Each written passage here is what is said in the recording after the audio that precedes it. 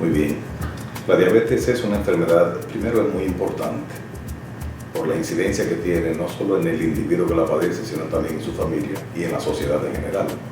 Y es una enfermedad crónica, es decir, que de duración de años, que dura hasta la muerte, y que se debe a niveles altos de azúcar de la sangre, debido a que hay una disminución en la producción o en la acción de una sustancia llamada insulina.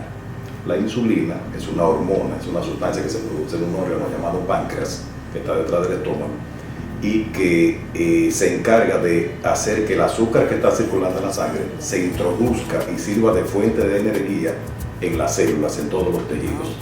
De modo que cuando falta la insulina o cuando su acción no puede ser muy efectiva, entonces el azúcar se va a subir en la sangre y se va a subir a niveles peligrosos porque va a dañar órganos.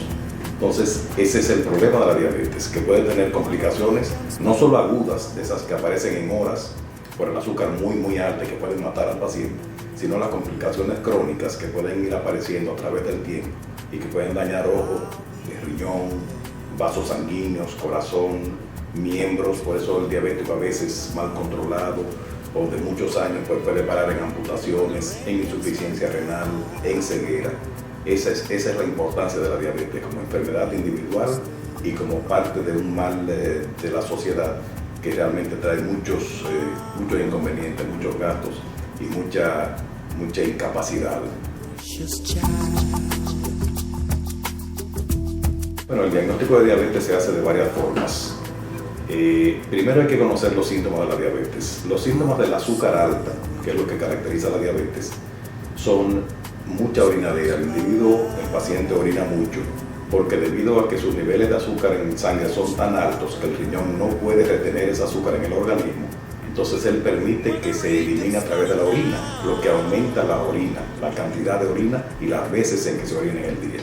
Entonces esa mucha orinadera, esa poliuria, como llamamos los médicos, va a conllevar lógicamente a una deshidratación, y esa deshidratación va a estimular los mecanismos de la sed, y al tener sed el paciente va a beber mucha agua, que es lo que nosotros llamamos polidipsia.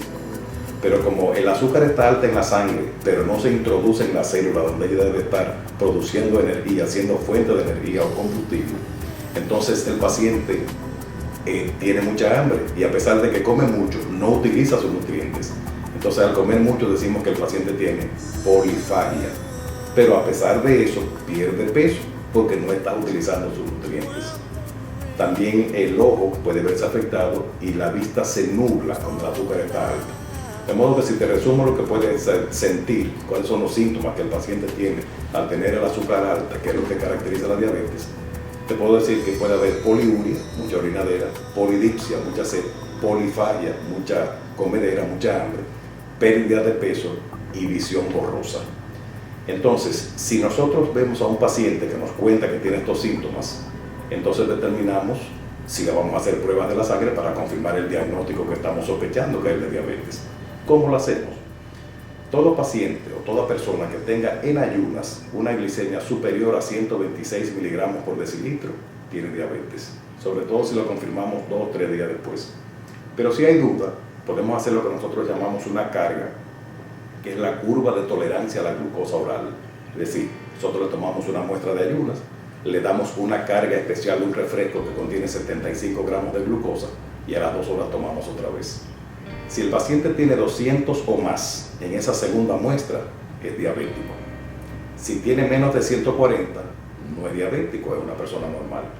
Ahora, si tiene entre 140 y 200, decimos entonces que ese paciente no está tolerando muy bien los azúcares, los carbohidratos, y ya eso es una especie de prediabetes. Si se quedó entre 140 y 200, decimos que él tiene una intolerancia a la glucosa, ya no tolera muy bien el azúcar.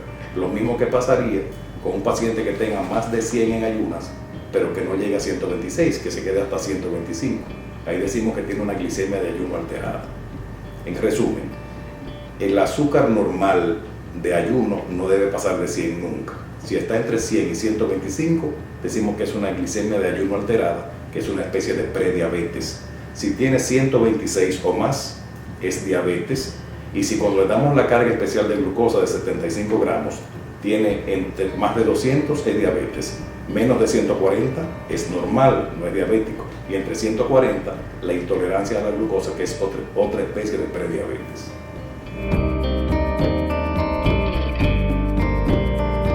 Bien, hay dos grandes tipos de diabetes y aprovechamos esa pregunta para clasificarla de inmediato. La diabetes más común, y debo decir que se llama diabetes mellitus, porque mellitus es un término latino que significa miel, y como la orina del diabético es dulce, los antiguos lo llamaron mellitus o mellitus, ¿verdad? Por miel, porque es una orina dulce. Los tipos de diabetes son varios, pero los más frecuentes son el tipo 2, así mismo como suena tipo 2 con número arabio, que es la diabetes del adulto. Normalmente aparece sobre los 30 o 40 años. Usualmente hay un gen diabético en la familia, hay una herencia, el padre o la madre o los tíos o el abuelo, alguien ha tenido la diabetes, y si no la ha tenido probablemente la va a tener. Entonces tiene el gen diabético que se va transmitiendo de generación en generación, y la edad y la gordura, el sobrepeso, desencadenan que haya una especie como de resistencia a la acción de la insulina, y ya en una determinada edad, como te digo, 30, 40, 50 años, pues se puede entonces aparecer la diabetes. Ese es el detonante. Pues bien, entonces podemos decir que la más frecuente de las diabetes, de los tipos de diabetes, es la diabetes tipo 2 o la del adulto, que es la que hemos hablado, que se asocia a la genética, a la herencia familiar y a la gordura sobre todo, falta de ejercicio, vida sedentaria. Esta es la mayor parte de la diabetes y aparece en edades ya de adulto, ¿no? Hay una diabetes, la llamada tipo 1, que antes se llamaba juvenil, porque normalmente aparece en niños y en jóvenes. Normalmente hace un pico de aparición entre los 7 y 8 años y luego los 12, 14 años. Esta diabetes es menos frecuente y en cierto modo es más grave porque desde el principio necesita insulina para su tratamiento, diferente a la del adulto, que puede ser manejada con pastillas. Porque en una, o sea, en la del adulto, la primera que hablábamos, era simplemente un cansancio del páncreas para producir insulina debido a esa resistencia, a esa acción de la insulina que hacía la gordura, y por determinación genética ya ese páncreas se iba cansando. En este tipo 1, la diabetes tipo 1, hay una destrucción de la célula beta del páncreas, que es la que produce la insulina, por alguna razón viral, inmunológica, algo anormal, por eso es una enfermedad. Entonces hay una destrucción. Eso amerita que desde el principio estos niños y jóvenes que tienen diabetes tipo 1 pues usen insulina desde el principio. Por eso se les llamaba en un tiempo insulino dependientes. Hay otras diabetes, por ejemplo la que aparece durante el embarazo, que normalmente desaparece con el parto del embarazo, pero que nos da una idea de que con el tiempo hay que seguir a esa paciente porque puede desarrollar una diabetes permanente. Esa diabetes se llama gestacional porque está asociada a la gestación. Hay otras diabetes más raras, pero lo que creo que es más importante que el gran público pueda saber es esa de la diabetes tipo 2 o del adulto, que es lo más frecuente, y la tipo 1, que es la juvenil o insulino dependiente antiguamente. Bien, en el caso de la tipo 2, que es la que se asocia a un gen, si ya sabemos que tenemos el gen diabético en la familia, porque nuestro padre, nuestro abuelo, nuestros tíos o ambos padres, o un hermano, pues tenían la diabetes, ya sabemos que el gen diabético anda por ahí. Entonces, si sabemos que se asocia a el sobrepeso, a la vida sedentaria, a la falta de ejercicio, a los excesos, entonces yo diría que un consejo útil y práctico sería hacer vida sana, comer sano, como deberíamos hacer todos. Lo que pasa es que a veces no nos enseñan desde chiquito, ¿verdad? Comer sano, hacer ejercicio y tratar de mantener su peso cerca del ideal o en el peso ideal.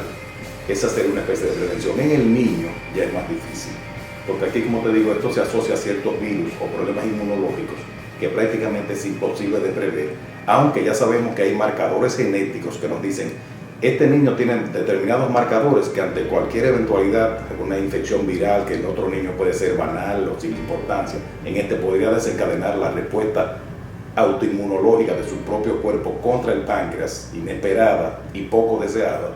Entonces ahí ya sabemos que los marcadores te dicen que pudiera aparecer, pero tampoco veo cómo prevenir eso. Tratar de que el niño no tenga enfermedades, pero imagínate cómo se previene que pueda haber una enfermedad viral o qué sé yo, vacunarlo y hacer vida sana en general también, algo debe ayudar. pero este es más difícil de prevenir naturalmente.